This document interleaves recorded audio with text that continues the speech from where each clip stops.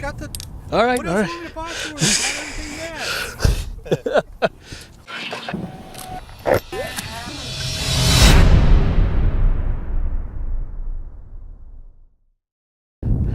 All right, so I'm here with something rather big and flat, and this is the Rum Builder RC B17. This is a 70-inch or so big arse foamy. This is interesting. This is made out of the 3/4 inch insulation foam you get on Home Depot, but they route it out and cut it out for you. And so I'll show you a real quick video of how I put this thing together.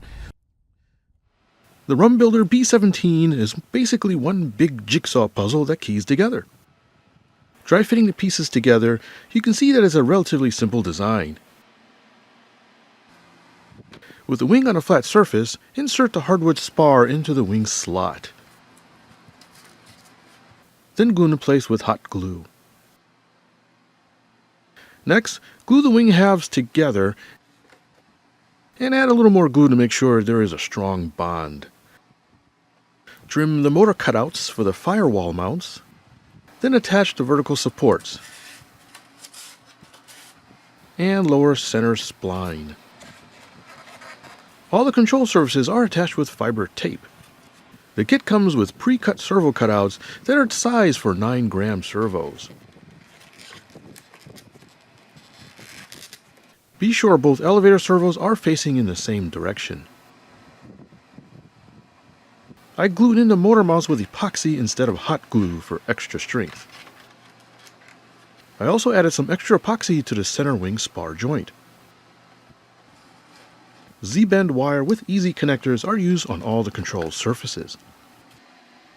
Painting was done using Tamiya spray paints for plastic models. It took about 2 or so cans of silver to cover the entire model. Yellow trim was masked off with painter's tape, which has a low-strength adhesive. While the paint dried, it was back to finishing mounting the motors.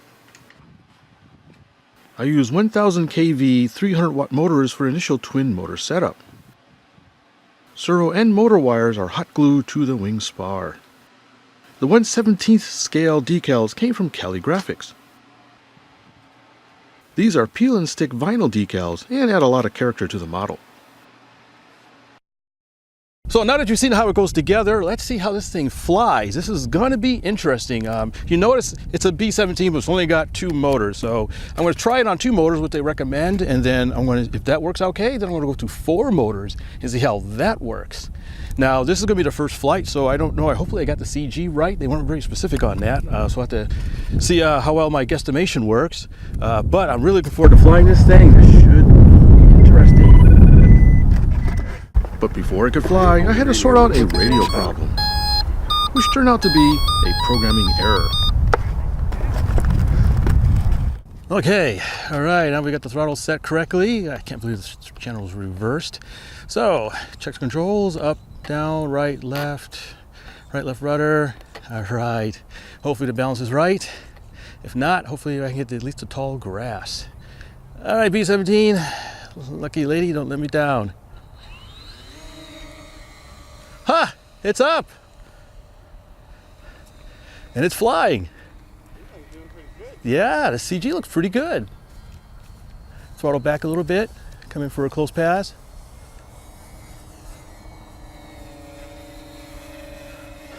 Photo pass.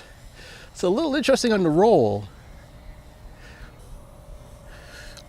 It's actually really stable. Little weak on the roll. Well, it is a bomber and not quite a fighter.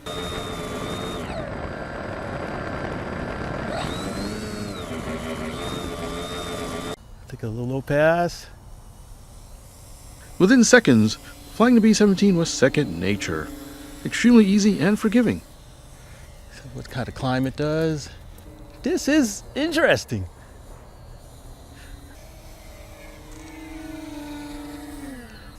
Well, let's see.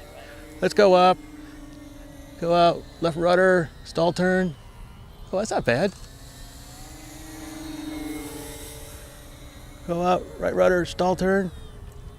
There we go. Fantastic. All right. It flies. Let's do something more drastic. How about a loop? And it loops. Will it roll? It'll get there eventually. This is really not bad. It's actually pretty mild. A little bit of a delay in the roll. I think that's probably just being kind of flippy floppy on the foam. Do some inverted pass here. Come on, battery, stay in there. So, sorry, it's a little close. Let me try it again a little lower. This is pretty neat. Twin motors sound good. Almost no different flying inverted. Rolls a little slow. A little bit of a crab. Yes. I think I might just like this plane a lot. That's full throttle. It's not overpowered, but it's decent. Let's try to climb. Not bad for only two motors. All right, I'm going to come around and do a stall test. All right, we'll slow it down. Some up elevator. Oh, stall is good. Try some slow speed flight. Low speed handling was good, but it had a bit of left yaw. Come on, rudder, I need some more throws. I think one motor may have been slightly out of sync. But it still handled very nicely. All right, now the question everybody's been asking, will it knife edge? I'm sure inquiring minds want to know. Kind of, sort of. Try the other direction.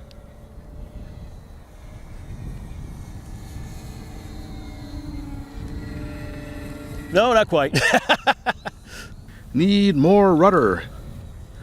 All right, so I'm gonna come around again, then land it. I don't know how much power I have left in the batteries. Whee! See if it'll snap roll. Yeah, kind of, sort of. No shoots, my God, there's no shoots. To the right. All right. Ooh, glides pretty good. I even had an audience. Better make it good.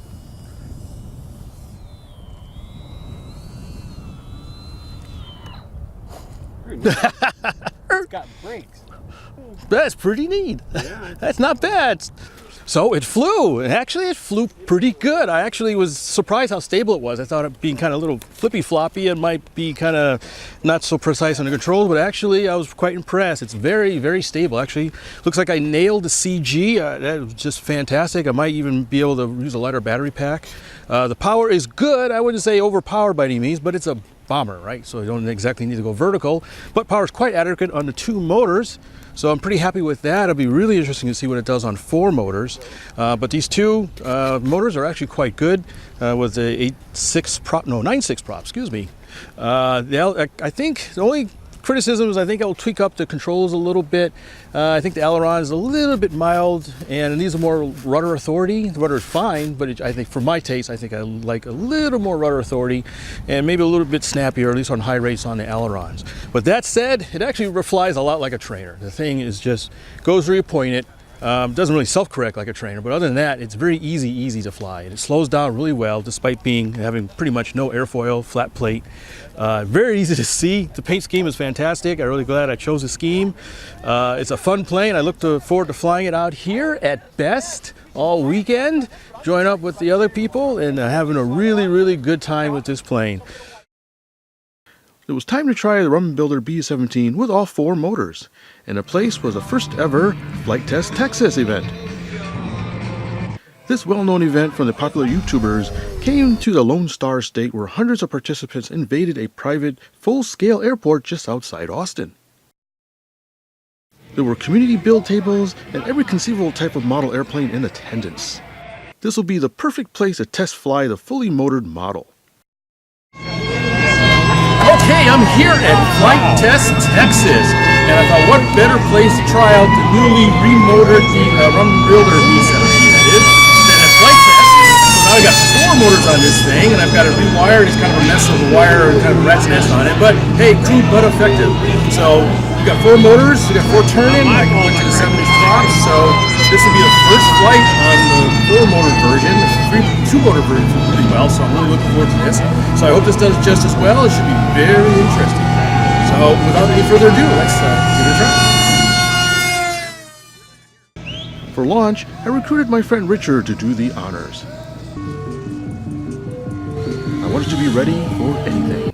It turns out I needn't have worried, as the remotored B-17 pretty much flew just as before. Just with more power. The now 1400 kV motors dragged the big airframe through the air with little regard to the extra weight. Full throttle, the speed was maybe slightly faster, but not that noticeable. But it definitely had more vertical power.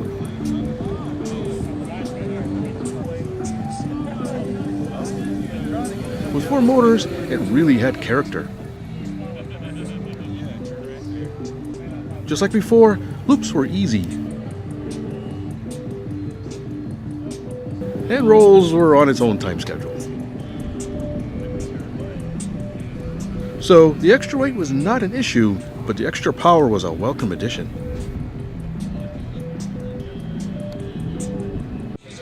At the end of the flight, my instant conclusion was that I will keep the 4-motor setup and fly her like I stole her.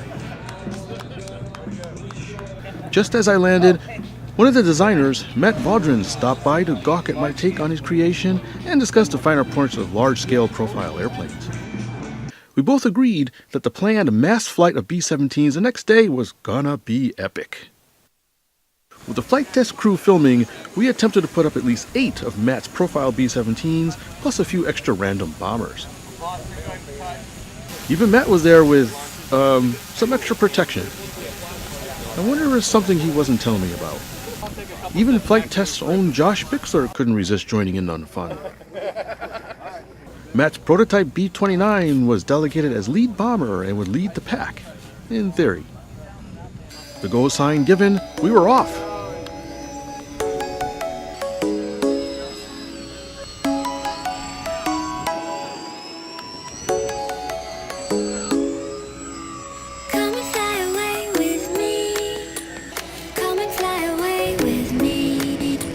I couldn't help but show off my turbocharged model and fly nearly straight up after launch. For, safety reasons. Yeah, that's it. Like a sky full of stars, the air was nearly saturated with B-17s. We tried to fly in a loose formation, but I think we spent more time trying not to collide with one another. And there were a lot of close calls.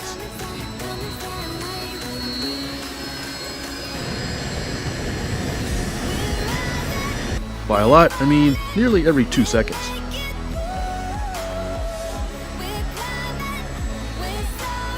We eventually ended up in something resembling a loose formation.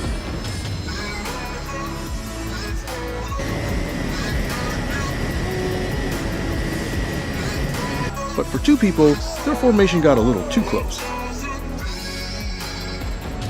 Still, I couldn't help but make some inverted passes above the carnage below me. Bixler tried to touch his tail inverted, but the attempt ended his flight. I was down shortly after. At the end, the field was littered with B-17s. Quite an amazing sight. I was simply happy to come back with my plane all in one piece. So I've gotten to know designer Matt Vaudrin pretty well as a result of building this kit. And as they say, I really like the cut of his jib, so to speak. Like many of us, Matt is an RC fanatic, and he really loves to be creative with his projects. In fact, here is his infamous flying school bus getting harassed at Flight Test, Texas. So yes, the B-17 is one of his more tamer projects. This B-17, it flies much better than we deserved. It's like it's baby's first B-17 model or something. It looks a bit intimidating until you fly it and realize within about 2 seconds that you're flying a trainer. It just happens to look like a B-17. Flat plate planes are just not supposed to fly this good. Take that, Bernoulli.